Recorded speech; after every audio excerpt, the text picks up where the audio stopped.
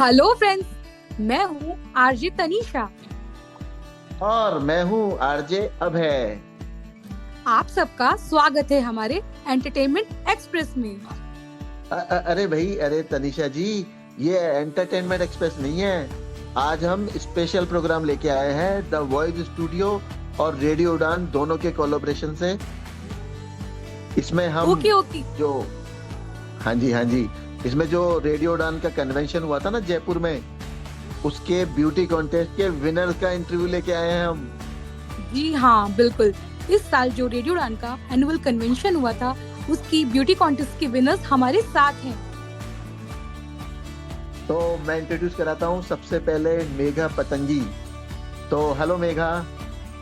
Hello Abhay, hi Tanisha. Hello ma'am. कैसी हैं आप? मैं बिल्कुल मजे में हूँ। बट हाँ, और अगर आप मेरे इस मजे को बरकरार रखना चाहते हैं तो आई रिक्वेस्ट कि आप दोनों मुझे मेघा ही बुलाएं और मैम ना बुलाएं। Okay okay okay mega, okay right. नहीं, ठीक है।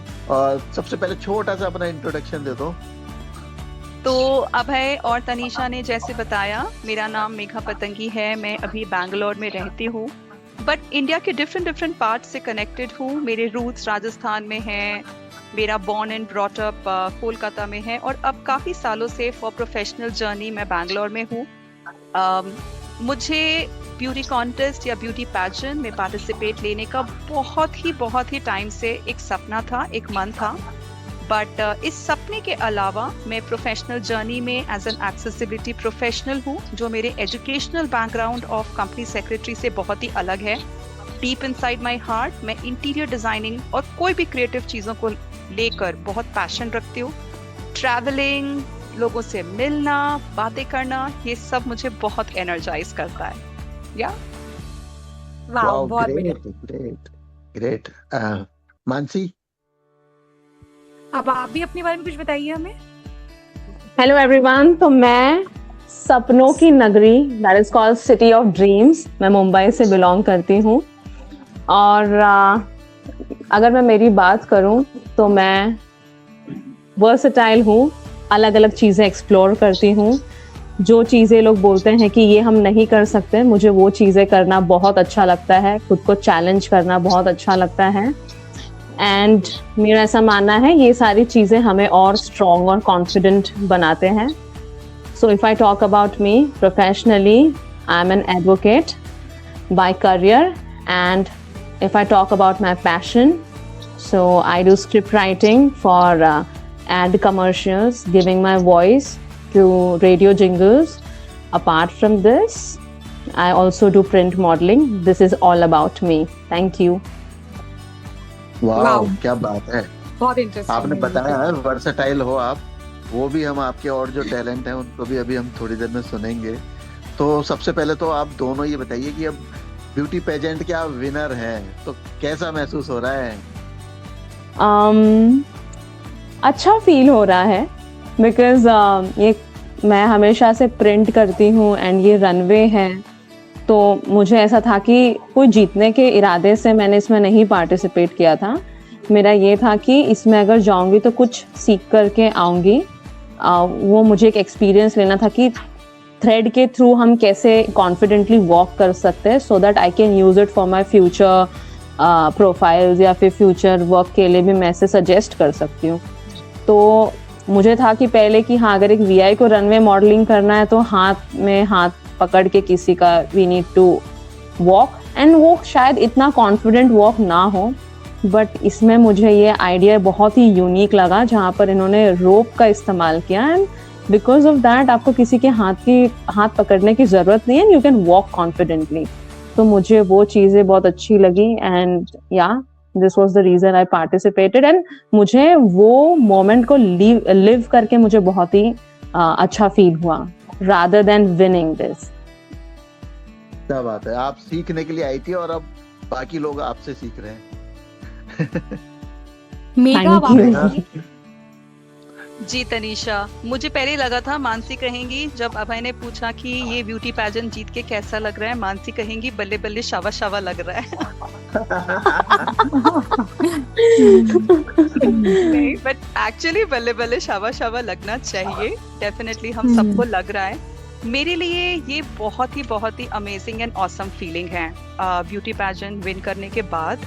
आई थिंक ब्यूटी पैजेंट में रैंप करते वक्त से ही ये फीलिंग शुरू हो गई थी, और जब हम विन करते हैं तो उसके बाद तो ये एकदम टॉप ऑफ द वर्ल्ड वाली फीलिंग होती है। जैसा मैंने मेरे इंट्रो में बताया, to participate in a beauty pageant एक बचपन का सपना था जब से सुष्मिता सेन को देखा था। तो इट वाज अ ड्रीम कि मुझे वो रैंप एक्सपीरियंस करना है, and not for the body beauty. मेरी डेफिनेशन ऑफ ब्यूटी बहुत डिफरेंट है, बहुत अलग है, शायद आगे कॉन्वर्सेशन में हम उस पर बात करें, बट मेरे लिए उस डेफिनेशन ऑफ ब्यूटी को रिप्रेजेंट करना था जो मैंने सुष्मिता सेन से सीखा, एंड बचपन में एक फेरी टेल दुनिया में एक सपना बना। So after winning, after participating, वो ड्रीम कम ट्रू होने के बाद वाली जो फीलिंग होती है ना, so much of peace and bliss, वो फील होता है मुझे। ओके मेघा, एंड आपने तो बताया कि आप सुष्मिता सेन से इंस्पायर हुई थी, तो मैं यहाँ जानना चाहूंगी कि मानसी भी किसी से इंस्पायर हुई थी? उनकी इंस्पिरेशन कौन है? So if I talk about my inspiration, so for me, I think वो सारी ही महिलाएं, जैसे अभी विमेंस डे था, जो खुद को बहुत ही चैलेंजेस से ओवरकम करके एंड समाज में बहुत ही खुद को स्ट्रॉन्ग एंड कॉन्फिडेंट एक प्रेजेंट करती हैं, going through all the challenges and remaining consistent in the journey. मुझे वो सारी महिलाओं से एक इंस्पिरेशन मिलता है, मैं वही उन्हें ही अपना रोल मॉडल समझती हूँ। वाओ। अच्छा, मेरा ये क्वेश्चन आप दोनों से ही है कि आपने इस कंपटीशन के लिए तैयारियां कैसे की, क्या क्या प्रिपरेशंस किए थे? ये बहुत ही टॉप सीक्रेट क्वेश्चन है मेरे लिए, बिकॉज बहुत फनी लगेगा लोगों को ये समझ के कि बहुत हार्ड वर्क या प्रेपरेशन मैं कर नहीं पाई थी। पोस्ट सिलेक्शन के मेरी प्रोफेशनल लाइफ में इतना एक्सेसिव वर्क प्रेशर था, मैंने कंपनी स्विच किया था, there were lot of things going on, and फिर दिसंबर में प्रेसिडेंट अवार्ड का सिनेरियो हुआ, उसके लिए भी प्रेपरेशन थी। सो चीज़ें इतनी बिजी चल रही थी कि सेपरेटली इस कॉन्टेस्ट को लेके प्रेपरेशन करना चाहते थे बट फिर भी नहीं कर पा रहे थे। And there was a point जब मुझे ये भी लग रहा था कि क्यों मैंने इस साल फॉर्म भरा, शायद नेक्स्ट टाइम लेना चाहिए था, बिकॉज मैं जस्टिफाई नहीं कर पा रही हूँ। सो मेरे प्रेपरेशन होते थे सब दिमाग में। जब मैं ऑफिस जा रही हूँ या ऑफिस से आ रही हूँ, मैं आंखें बंद करके अपना रैम्प जो है वो दिमाग में प्रैक्टिस करती थी। टैलेंट राउंड में जो स्टोरी बोलनी है, मुझे लिखने का वक्त नहीं मिला, बस मुझे माइंड में पता था कि मुझे क्या बोलना है और क्यों बोलना है, उसका मैसेज क्या है। So my whole preparation was in mind. Actual preparation मैंने सिर्फ यहाँ से जयपुर जाने के 2 दिन पहले शायद अपने घर के कॉरिडोर में एक बार वॉक किया है, और जाने के ही बस 2 दिन पहले जो मेरे थॉट्स हैं कि मुझे ये कहना है वो मैंने लिखा है, दैट्स ऑल। एंड बाकी जो प्रेपरेशन हुई वो सब वहीं जाकर हुई। शायद म्यूजिक सुनते ही जो जोश आता है, सब नेचुरली परफॉर्म हो जाता है।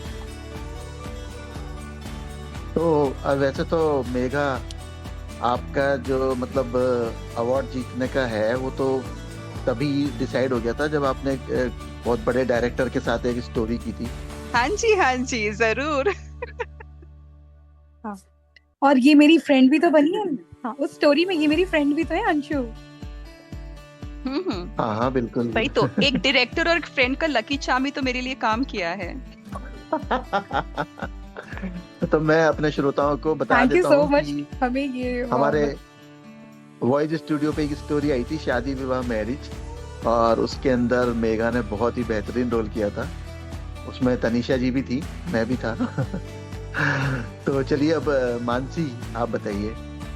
मेरे लिए प्रेपरेशन अगर कहा जाए तो सिंस मैं प्रिंट मॉडलिंग करती हूँ, तो if I talk about my outer appearance तो मुझे वो एक मेंटेन करके चलना पड़ता है।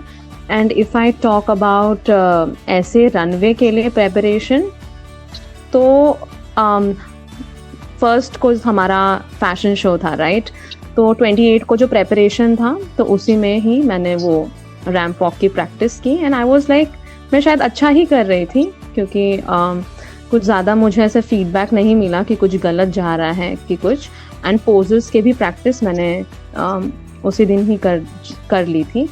एंड रही बात Q&A की, तो मैं Q&A को लेकर के थोड़ा सा मैं प्रैक्टिस किया करती थी वीकेंड पे कि हाँ मुझे क्या क्वेश्चन पूछेंगे तो मुझे किस हिसाब से, बिकॉज यूजुअल ब्यूटी पैजेंट्स में उन्हें 30 डेज का वो प्रेपरेशन होता है, किस वे से आपको रिस्पॉन्ड करना है। हालांकि मुझे जो क्वेश्चन पूछा गया था it was very simple so I was very lucky in that. And if I talk about my talent round, तो उसके लिए मुझे ऐसे कुछ प्रेपरेशन करना नहीं पड़ा। मैं उसमें मतलब वो भी 28 को मैंने डिसाइड किया स्क्रिप्ट वगैरह कि हाँ it was very normal for me. क्या बात है, बिना प्रिपरेशन के आपने इतना बढ़िया परफॉर्म किया, और प्रिपरेशन कर लेते तो फिर तो पता नहीं क्या होता। नहीं सर, प्रेपरेशन इस पर्टिकुलर इवेंट के लिए नहीं किया, बट ओवरऑल तो हम हमेशा प्रेपरेशंस तो करते ही है, राइट। जैसे पहले ही भी कुछ चीजें होती हैं तो हम प्रिपेयर्ड होते हैं, और अगर ये सडनली कोई नई होती हमारे लिए इवेंट तो हमें प्रेपरेशन ऑफ कोर्स करना पड़ता, बट क्योंकि पास्ट में वो एक्सपीरियंसेस है तो फिर हमें ज्यादा उधर एफर्ट्स डालने नहीं पड़े। Okay. तो अगर मैं ऐसे बोलूंगी कि मैंने प्रेपरेशंस नहीं किया है तो I would be lying. Of course पहले सालों से, कई सालों से कुछ ना कुछ चीज़ों से हम सीखते हैं, तो दैट हेल्प्स अस कि हम खुद को और बेटर बना सकें। बिल्कुल है, प्रिपरेशन करनी भी चाहिए, बहुत बड़ा इवेंट था अपने आप में। तो और कोई चैलेंजेस, ऐसे कोई चैलेंजेस आए हो मतलब फैमिली की तरफ से या और किसी बाहर आउटसाइडर के तरफ से कि भाई आप बीइंग ए विजुअली इम्पेयर्ड हैं तो मतलब इस तरह के कॉन्टेस्ट में क्यों पार्ट ले रहे हो, क्या होगा, इस तरह की कोई चीजें आई मेघा? मतलब हम आपसे ये पूछना चाहते हैं कि आपको किसी ने डिस्करेज किया इस चीज को लेकर कि बीइंग अ विजुअली इम्पेयर्ड आप? बताइए मेघा। नहीं, फैक्ट कहूँ तो किसी ने भी डिस्करेज नहीं किया, not even a single person, चाहे कोई डिसेबिलिटी कम्युनिटी से हो या फिर any person without any disability हो। नहीं, मुझे चारों तरफ से सिर्फ सपोर्ट ही मिला है। इनफैक्ट ये शुरू ही हुआ था होल एप्लीकेशन जब मुझे मेरे एक मेंटर ने आके कहा था कि Megha this is your dream, बहुत सालों से सुन रही हूँ तुम जाना चाहती हो, देखो ये एक चांस है, अप्लाई करो। उस एप्लीकेशन के बाद जिन दोस्तों को ये चीज़ों के बारे में पता चला, फैमिली को पता चला, सबने एनकरेज किया है। इनफैक्ट यही जो आप पहले क्वेश्चन पूछ रहे थे अबाउट प्रैक्टिस, तो वो प्रैक्टिस के लिए भी पूछते रहते थे कि तुम कर रही हो कि नहीं, तुम्हें टाइम चाहिए क्या, take your space.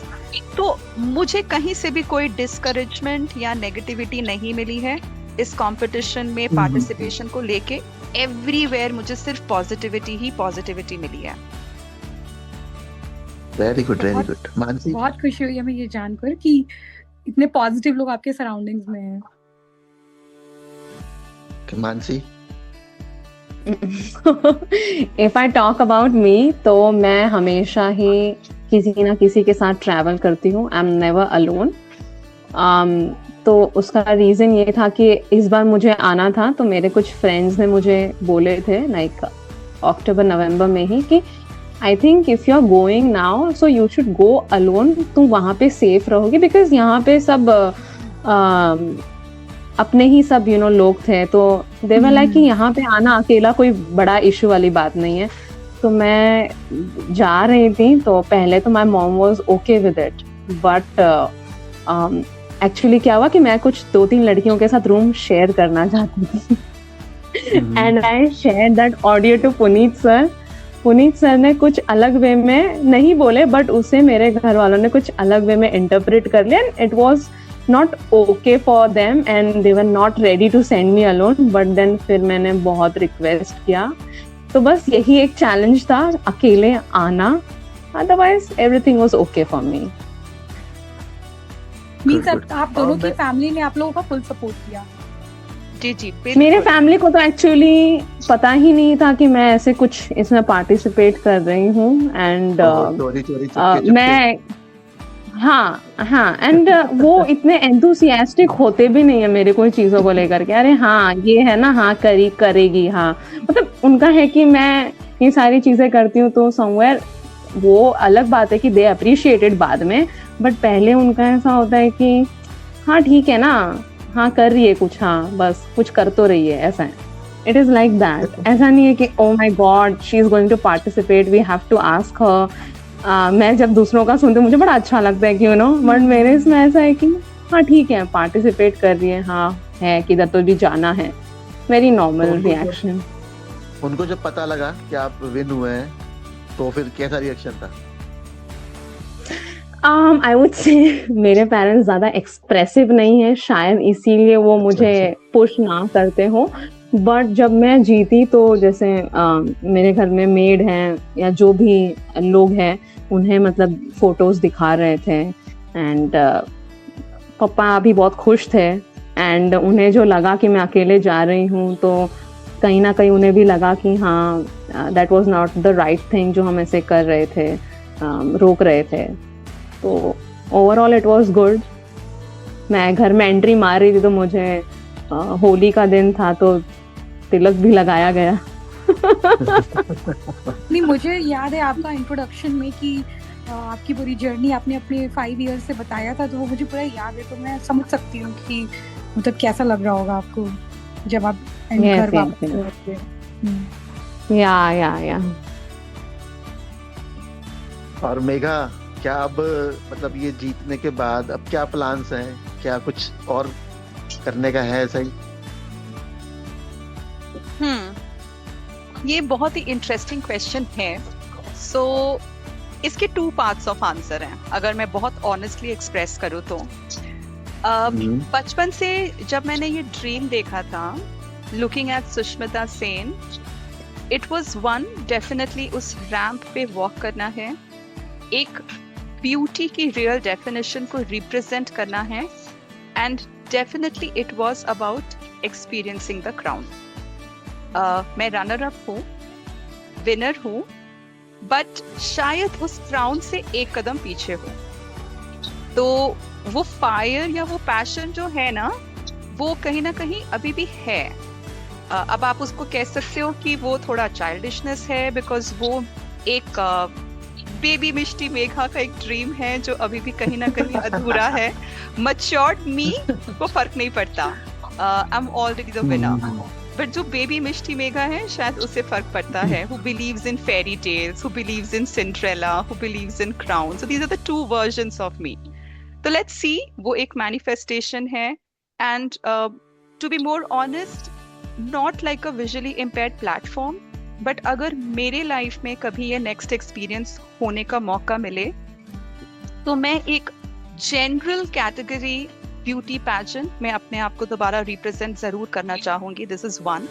And secondly क्या प्लान्स हैं? सेकेंडली जो यहाँ से रिस्पेक्ट मिला है, पावर मिला है, हम ब्यूटी को रिप्रेजेंट कर पाए हैं, उस पावर को मैं अपने ब्लाइंड कम्युनिटी में कुछ चेंज लाने के लिए, बाकी वुमेन विद डिसेबिलिटीज में कुछ कॉन्फिडेंस लाने के लिए जरूर यूज करना चाहूंगी कि मैं कर सकती हूँ, वो भी कर सकते हैं। वाह, वेरी गुड। मैं यही पूछने वाला था नेक्स्ट क्वेश्चन। हाँ, मैं यही पूछना चाहती थी कि आप जो इस जनरेशन की गर्ल्स हैं, तो उनको आप क्या मैसेज देना चाहते हो कि वो विजुअली इम्पेयर्ड हैं लेकिन वो भी पैशन कर सकती हैं, तैयार हो सकती हैं, रैंप वॉक कर सकती हैं, तो आप दोनों इस बारे में क्या सोचते हो, आप क्या मैसेज देना चाहते हो? बिल्कुल कर सकती है। मैं बताऊंगी आपको कि विथ विजुअल इम्पेयरमेंट ना, एक सोसाइटी में स्टिग्मा होता है कि उनकी बॉडी लैंग्वेज सही नहीं होती। कई बार जिनको दिखाई नहीं देता, तो बिकॉज नहीं दिखाई देता, हम कई बार स्लाउच होते हैं, हमारे शोल्डर्स बेंड होते हैं, नॉट इंटेंशनली बट अनइंटेंशनली, पता नहीं चलता कि अच्छा हम स्ट्रेट नहीं खड़े हैं। फेस पे भी eye balls, because of the disability, eye balls roll करते हैं। There are many physical appearances पे वो चीजें एक्सप्रेस होती हैं, और वो कई बार फॉरगेट अबाउट अदर्स, हमें खुद को कई बार वो कॉन्शियस करता है कि शायद हम सुंदर नहीं हैं, हम बुरे लगते हैं। वर्क प्लेस में भी बहुत इंफीरियर कॉम्प्लेक्स होता है इनको लेके। जब हम केन लेकर चलते हैं तो हमें लगता है कि हम बाकियों जैसे स्मार्ट नहीं हैं, प्रेजेंटेबल नहीं हैं। तो मैं ऐसे हर पर्सन को not only women, even main को यही कहना चाहती हूँ, और आई थिंक मेरे विन से मैं ये मैसेज उनको देना चाहती हूँ कि आप ये फिजिकल प्रेजेंटेशन से ना ऊपर उठो। ठीक है, डिसेबिलिटी की वजह से ये सब आती हैं, इस पे आपका कंट्रोल नहीं है, उसमें भी काफी सारी चीजें ठीक की जा सकती है with exercises, with daily practice, with consciousness, awareness, slouch, body bend, ये सब कुछ ठीक हो सकता है। बट इससे ज्यादा जरूरी है आपकी इनर ब्यूटी। मुझे बहुत अच्छा लगा था कि इस ब्यूटी पैजेंट का नाम था मिस्टर एंड मिस विजनरी। ये विजनरी वर्ड ना बहुत डीप है और बहुत ब्रॉड है, ये body, physical appearance and beauty से बहुत बड़ा है। तो हमें उस वर्ड के मीनिंग को समझना है, और हर कोई अपने आप को, अगर उसके अंदर ये विजन है, तो वो अपने आप को आकर इस प्लेटफॉर्म पे रिप्रेजेंट कर सकता है। सिर्फ एक बॉडी ब्यूटी तक लिमिटेड रहने की जरूरत नहीं है। ये मेरा एक स्ट्रॉन्ग मैसेज है सबके लिए। क्या बात है, बहुत ही बेहतरीन, बहुत ही बेहतरीन। मानसी, आप कुछ मैसेज देना चाहें? देखिए, जैसे मैम ने, मेघा जी ने कहा कि पर्सनैलिटी, मैं इसमें बहुत ही ज़्यादा बिलीव करती हूँ।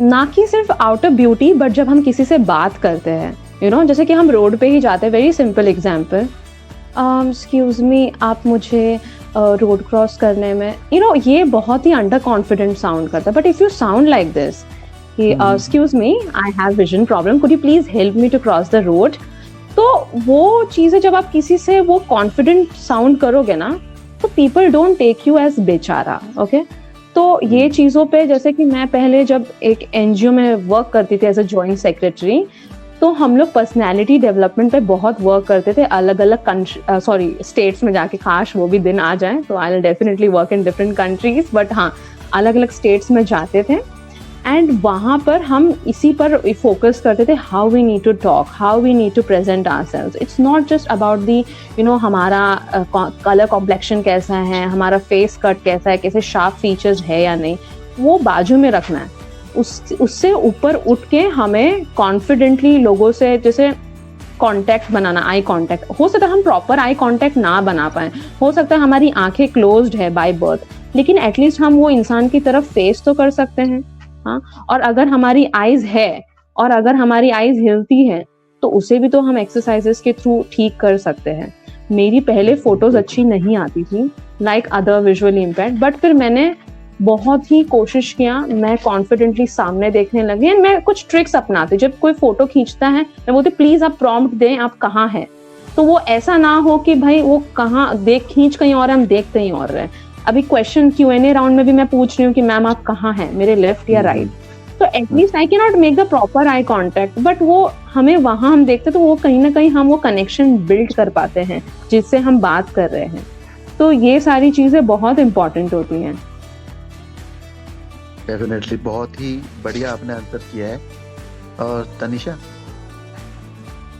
मैं आप दोनों से ये पूछना चाहती थी कि आपने कभी पहले भी इस तरह किसी कंपटीशन में पार्टिसिपेट किया है, या ये फर्स्ट टाइम था?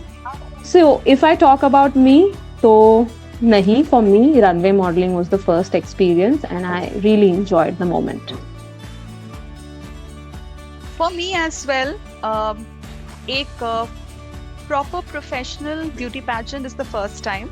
इसके पहले जैसे ऑफिस में, कॉर्पोरेट ऑफिसेस में जब एनुअल फंक्शंस होते हैं हमारे, तो वहाँ पर बहुत सारे ऐसे इवेंट्स होते हैं, डांस, ड्रामा, प्ले, उसमें फैशन शो, रैंप वॉक जैसी चीज़ें भी होती हैं, which I would say it's more like a fancy dress, but होती है।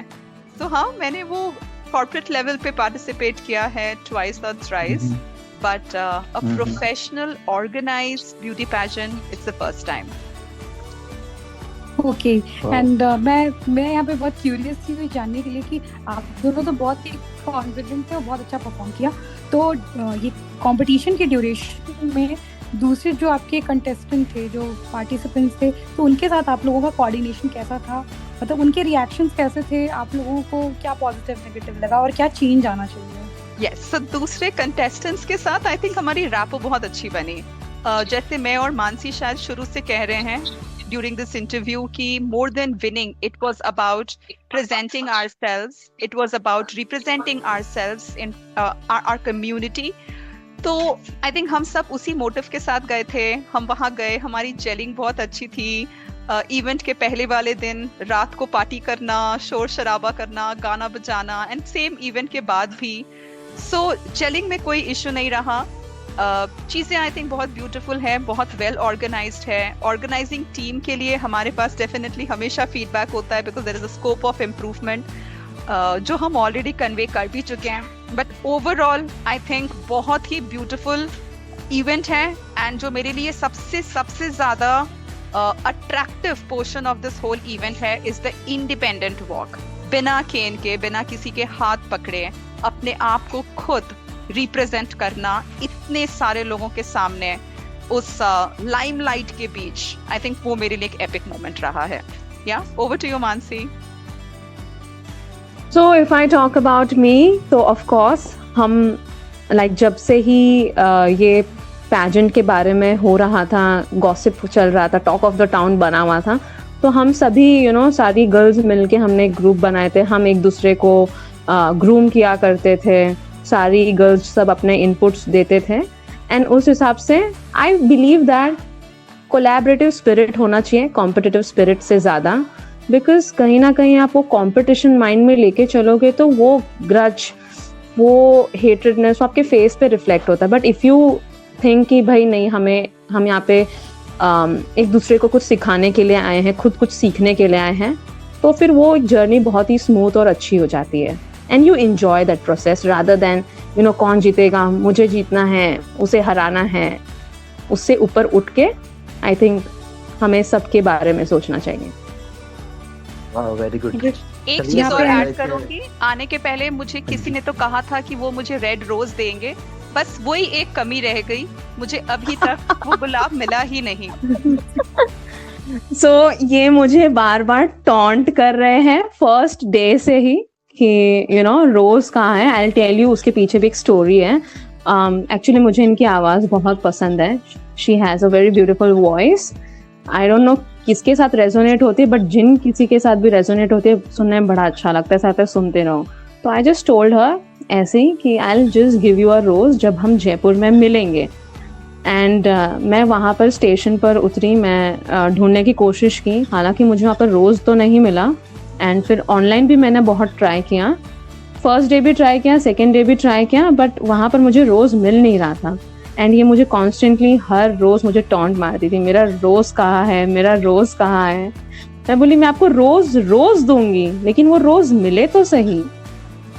हाय रब्बा, मैंने टॉन्ट नहीं किया, वो तो मेरा दुख था, दर्द था कि एक गुलाब ना मिला मुझे। बट थैंक यू इतने एफर्ट के लिए। चलो आज हमने तुम्हें इस टॉन्टिंग से आजाद किया। Basically leg pulling. यस, या लेग पुलिंग। मैं आप दोनों से ये पूछना चाहती हूँ कि आपको क्या लगता है कि फ्यूचर में भी ऐसे कंपटीशन होते रहने चाहिए, ताकि जो नेक्स्ट जनरेशन है या इस जनरेशन की गर्ल्स हैं उनको भी इसमें पार्टिसिपेट करने के लिए मिले और वो भी आगे आगे बढ़ते जाएं, कॉन्फिडेंट होते जाएं। बिल्कुल, डेफिनेटली कोई डाउट ही नहीं है इस बारे में कि इस तरह के कंपटीशन होने चाहिए, हर साल होने चाहिए। और सिर्फ नेशनल लेवल नहीं, हमें इस तरह के कंपटीशन को इंटरनेशनल लेवल तक ले जाना चाहिए। अगर जनरल कैटेगरी के मिस वर्ल्ड, मिस यूनिवर्स हो सकते हैं एवरी ईयर इंटरनेशनली, ग्लोबली, तो with in visually impaired category में क्यों नहीं? और नॉट ओनली विजुअली इम्पेयर्ड, मुझे लगता है हर डिसेबिलिटी में इस तरह के contest national level, international level दोनों में होने चाहिए हर साल। और मानसी, आपको क्या लगता है कि सोसाइटी में इससे चेंज आएगा? Of course, because we are not just representing the beauty, but the identity of a person. And beauty is not just about fitting into standards, it is about redefining it. तो वो redefinition हम तभी वो put on कर पाएंगे जब हम अलग अलग कैटेगरीज के लोग अलग अलग अपने अंदाज में रैंप पर चलेंगे। एंड जैसे कि मेघा जी ने कहा कि इंटरनेशनली भी होना चाहिए, ऑफ कोर्स आई फील कि इंटरनेशनली भी होना चाहिए, बिकॉज स्पोर्ट्स कैटेगरी में, अगर हम विजुअल इम्पेयरमेंट कैटेगरी में ले लें, स्पोर्ट्स हो या कोई भी अलग अलग कैटेगरीज में, हर एक चीज़ें इंटरनेशनली भी ऑर्गेनाइज की जाती है। तो similarly fashion show, ramp walk, ये भी इनका एक कैटेगरी होना चाहिए जो अलग अलग कंट्रीज के विजुअली इम्पेयर्ड इंडिविजुअल्स मॉडल्स वहाँ पर खुद को रिप्रेजेंट कर रहे हैं एंड सोसाइटी को एक मैसेज दे रहे हैं कि हम भी अपने विजुअल इम्पेयरमेंट के साथ हम खुद को कैसे कॉन्फिडेंटली एम्ब्रेस करते हैं। बिल्कुल, हम पूरी इसकी उम्मीद करते हैं कि एक दिन ऐसा होगा और आप दोनों ही बस कंटेस्ट कंपटीशन में पार्टिसिपेट करेंगे। और फाइनली मैं आप दोनों से ये पूछना चाहती हूँ कि रेडियो उड़ान के साथ आपकी जर्नी कैसी रही? रेडियो उड़ान का नाम मैंने पहले भी सुना है, कई साल से सुनती आ रही हूँ। मैं मित्र ज्योति से बिलोंग करती हूँ जहाँ मेरा रिहैबिलिटेशन हुआ था। तो मधु मैम जो उनकी फाउंडर है, उनकी ज़ुबानी मैंने दानिश जी के बारे में, रेडियो उड़ान के बारे में कई बार सुना। क्योंकि ब्लाइंड कम्युनिटी से कनेक्ट होने के पहले मुझे एनीवेज हर वो काम करना अच्छा लगता है जिसमें बहुत ज़्यादा इंटरेक्शन हो, पीपल इंटरेक्शन हो, और आरजे उनमें से एक है। तो मधु मैम को ये चीज़ पता था कि मैं हमेशा इस तरह की चीज़ें करना चाहती थी, तो वो मुझे बताती थी रेडियो उड़ान के बारे में। बट मैं अपने फिर प्रोफेशनल जर्नी में इतना बिजी होती गई कि कभी इन टच नहीं आ पाई। तो आई थिंक ये मेरा पहला चांस था, पहली अपॉर्चुनिटी था जिसके से मैं रेडियो उड़ान से जुड़ी हूँ एंड मुझे बहुत अच्छा लगा। The best thing which I loved about इस होल इवेंट विथ रेडियो उड़ान कि ये बहुत ही प्रोफेशनल इवेंट नहीं था। आप इसको एज अ कमेंट ले सकते हैं, बट मैं इसे एज अ कॉम्प्लीमेंट मानती हूँ। हम कॉन्फ्रेंसेस में जाते हैं जो बहुत ही प्रोफेशनल होते हैं, लोग हाय हेलो कर रहे हैं, कॉर्पोरेट आउटफिट्स में है, बिहेवियर एंड बहुत ही fancy and external appearance and presentation पे ध्यान दे रहे हैं। बट रेडियो उड़ान के इवेंट में ना एक फैमिली टच था। आई रिमेम्बर जब मैं वहां पर थी 27th को एंड अभय भी थे, रूम बड़ा खाली खाली था, तैयारियां चल रही थी एंड अभय आगे कह रहे हैं कि पता है ऐसे लग रहा है कि कोई भात का फंक्शन होने वाला है यहाँ। फॉर माय ऑडियंस, भात हमारे अगरवाल समाज में ड्यूरिंग मैरिज एक रस्म होती है, रिचुअल होता है, मामा Yes. भाई और मामा एंड तो एक्चुअल में वो बिल्कुल वैसे ही लग रहा था। It was such a family touch and वो बहुत इंपॉर्टेंट होता है। आप हमेशा हर जगह बहुत ही सुपर प्रोफेशनल होकर, फॉर्मल होकर वो फीलिंग नहीं बना सकते हैं। तो मेरा ये फर्स्ट एक्सपीरियंस बहुत ही अच्छा रहा और मैं फ्यूचर में भी हर इवेंट में जुड़ने की, पार्टिसिपेट करने की, करवट जैसे नाटकों में प्ले रोल्स करने की बहुत कोशिश करूंगी और I am very excited about it. बिल्कुल, आपका रोल तो बहुत ही बढ़िया था। आप दोनों ने जो रोल किया था बहुत ही बढ़िया। मानसी, आप बताइए रेडियो उड़ान के साथ कैसा एक्सपीरियंस रहा? ऑफ कोर्स, जो चीज थी ना, भात, आई वाज नॉट अवेयर, आप लोग ने मुझे बताया तो ये चीज मुझे भी फील हो रही थी कि यार मतलब वहां पे ऐसा सब लग रहा था कि भाई I should not use this word, but हाँ हनीमून सॉर्ट ऑफ टाइप ऐसे कुछ समझ रहा था मुझे। और पता नहीं, आई वुड नॉट से हनीमून, बट हाँ वो कुछ ऐसे समारोह काइंड ऑफ या कुछ। आई वुड नॉट से कह दिया ना ऑलरेडी। तो नहीं, मतलब है ना, मतलब बहुत ही अच्छा लग रहा था। इधर इवेंट है, फिर इधर खाने जाना है, और मतलब खाना भी ऐसा था कि भाई जैसे शादी में वो कैसे वो वैरायटीज होते हैं, बिल्कुल वैसा, जैसे ये खाना है ये खाओ, जैसे वो खाना है वो खाओ, लाइक मतलब मजा आ रहा था। इधर से उधर, उधर से इधर, एंड बिल्कुल भी प्रोफेशनलिज्म तो नहीं, बट प्रोफेशनलिज्म हो करके भी वो एक फैमिली टच था। Exactly. जो कि मुझे बहुत अच्छा लगा। आई थिंक ये बहुत राइट स्टेटमेंट है कि प्रोफेशनलिज्म होकर भी फैमिली टच था। हाँ, मतलब और एक स्पेस था, मतलब कोई किसी को डोमिनेट नहीं कर रहा है, कोई मतलब सब अपने अपने मर्यादा में भी थे। हमें सबको पता था कि हमें किस लिमिट में रहना है, but at the same time ऐसा नहीं था कि जो हेड है हमारे वो अपना एक नियम चला रहे हैं एंड हमें टॉर्चर कर रहे हैं that you need to do this that. मतलब बड़ा ही मजा आया मुझे तो। वो होता ही है ना कि ऑलरेडी जो पार्टिसिपेंट है वो नर्वस हैं, और फिर अगर फैमिलियर सब लोग रहते हैं ना तो फिर बढ़िया रहता है, कोऑर्डिनेशन भी। और गुड, चलिए अब हम शुरू कर लेते हैं हमारा रैपिड फायर राउंड। यस, मैं तो 1 by 1 पहले मैं मेघा से स्टार्ट करती हूँ। ओके ठीक है। ओके, सो मेघा, आपका फेवरेट फूड? मैं वही बोलूं जो स्टेज पे कहा, पापड़ में पानी या पानी में पापड़। नहीं रियल, आप तो यहाँ तो रियल बोलो। नहीं, फेवरेट फूड मुझे एनी टाइम आइसक्रीम्स बहुत पसंद है, नंबर 1, एंड इन पैरेलल मुझे मेरी मम्मा के हाथ की कढ़ी चावल बहुत पसंद है। Okay, your favourite Mansi sport? साथ के साथ मानसी भी बोलती जाएंगी ना। End to end. ओके, घर का खाना, आई प्रेफर घर का खाना। Okay, Okay, good. तो आप दोनों का फेवरेट स्पोर्ट्स? मेरा फेवरेट स्पोर्ट वो सब होता है जो मैं मेरे नीस एंड नेफ्यू के साथ खेलती हूँ।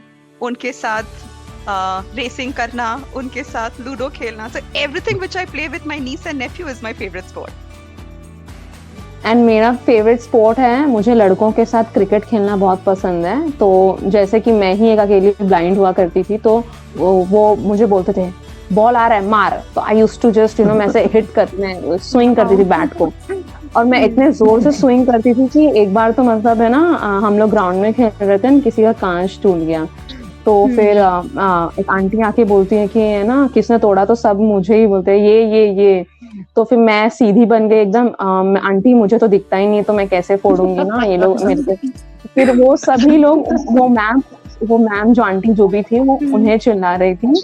एंड है ना, वो जो लड़के सबसे बोलते ये भोली शक्ल लेकर के है ना, ये कितनी बड़ी, मतलब मैं बैड वर्ड नहीं बोलना चाहूंगी, बट है ना ये सारी चीजें हम फन किया करते थे।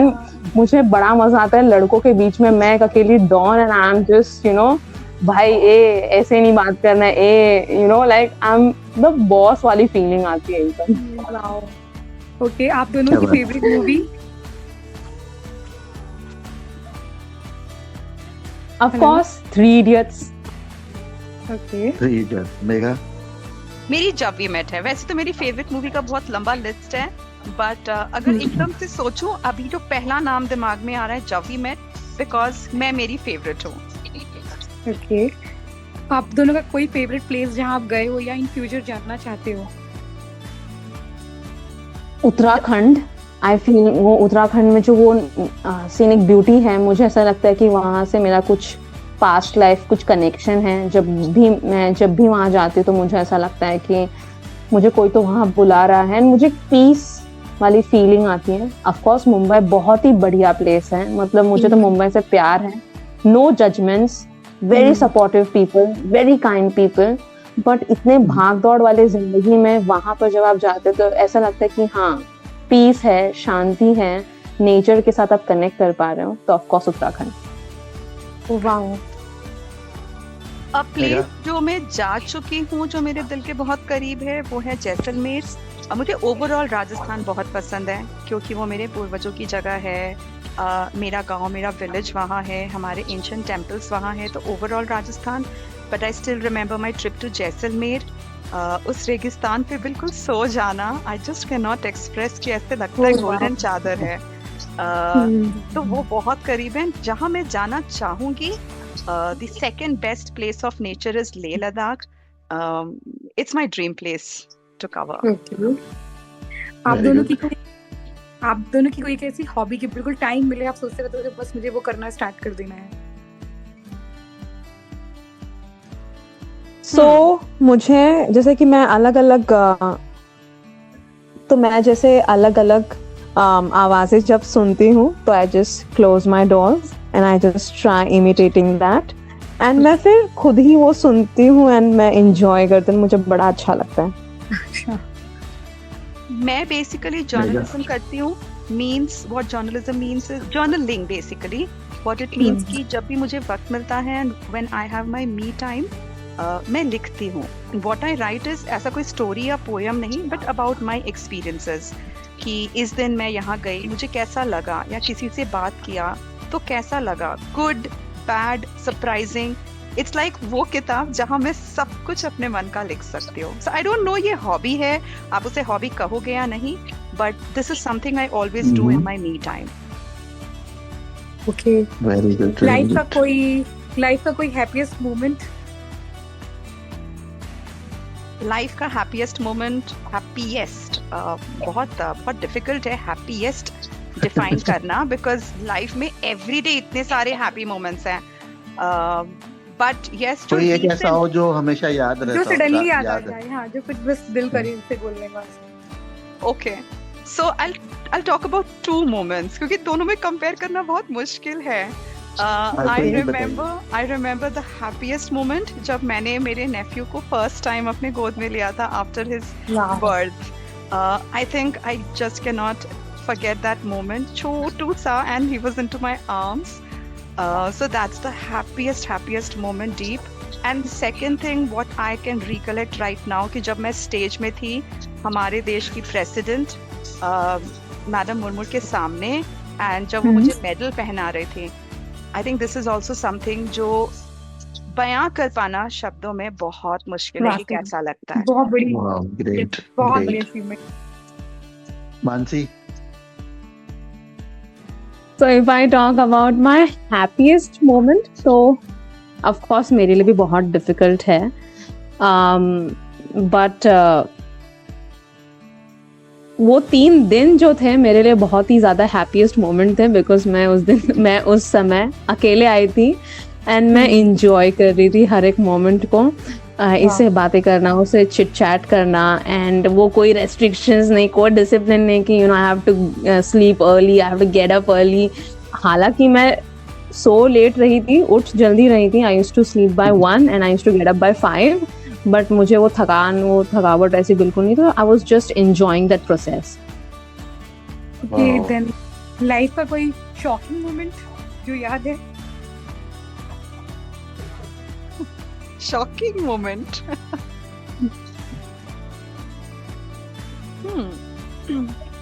ये बड़ा डिफिकल्ट लग रहा है बिकॉज शॉकिंग मोमेंट तो ऐसा कभी रहा नहीं कि अच्छा मैं एकदम से शॉक कुछ भी ऐसा जैसे कि मैंने सोचा ही नहीं था, मैंने तो कभी उम्मीद ही नहीं की थी कि ऐसा भी कुछ हो जाएगा या हो गया.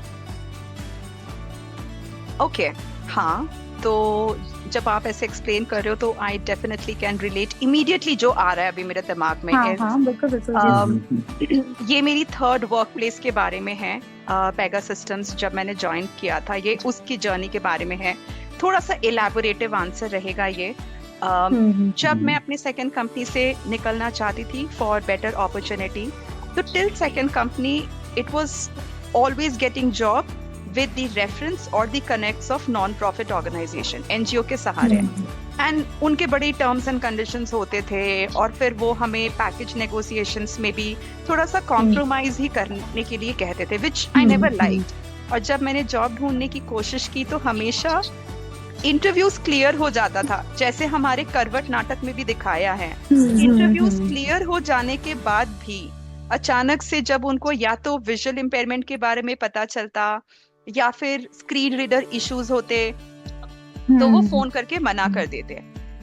After a very long time मैंने ये एक तरकीब अपनाई कि चलो ऑनलाइन इंटरव्यूज हैं, मैं बताऊंगी ही नहीं कि मैं विजुअली इम्पेयर्ड हूँ, पहले मुझे सब कुछ क्लियर करने दो, फिर देखेंगे क्या होगा. And out of the blue ये एक कंपनी ने मुझे कॉल किया फॉर इंटरव्यू. उनकी HR का कॉल आया, मैंने इंटरव्यू दे दिया. उन्होंने मुझसे पूछा कि आपको असिस्टेंस के लिए और क्या चाहिए होगा, तो मैंने उस क्वेश्चन में ज़्यादा कुछ रिएक्ट नहीं किया.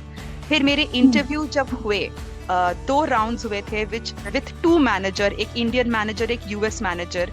US मैनेजर के राउंड में उन्होंने मुझसे कुछ ऐसा पूछा जिसके वजह से मुझे बताना पड़ा कि I am a person with visual impairment. Basically उन्होंने मुझसे पूछा कि क्या आपने डिसेबिलिटी सेक्टर में कभी काम किया है, तो मुझे बताना पड़ा बिकॉज मैं छुपा सकती हूँ पर मैं झूठ नहीं बोल सकती, दोनों में फर्क होता है. तो जब मैंने उनको बताया मैं समझ गई कि हो गया, अब ये जॉब भी मुझे नहीं मिलेगी, एंड मैंने गिव अप कर दिया था. टू माय सरप्राइज उसके अगले ही दिन मुझे मॉर्निंग HR में का कॉल आया and she was like, Megha आप सिलेक्टेड हो. It was a dream come true because ये जॉब मुझे naukri.com से उन्होंने खुद से मेरा प्रोफाइल पिक करके कॉल किया है, not because of any friends referral या ना ही कोई NGO रेफरल, कुछ नहीं. और जब मैंने HR को कहा कि मैं पर्सन विद विजुअल इम्पेयरमेंट हूँ, यू नो वो कह रही है हमें पता है मेघा, हमें कोई प्रॉब्लम नहीं है. I was shocked. इनको पता है फिर भी इन्होंने मेरा प्रोफाइल पिक किया है, फिर भी इंटरव्यू लिया है और फिर भी मुझे ले रही है.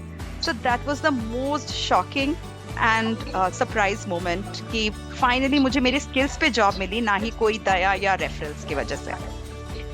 वाह, वेरी गुड। मानसी?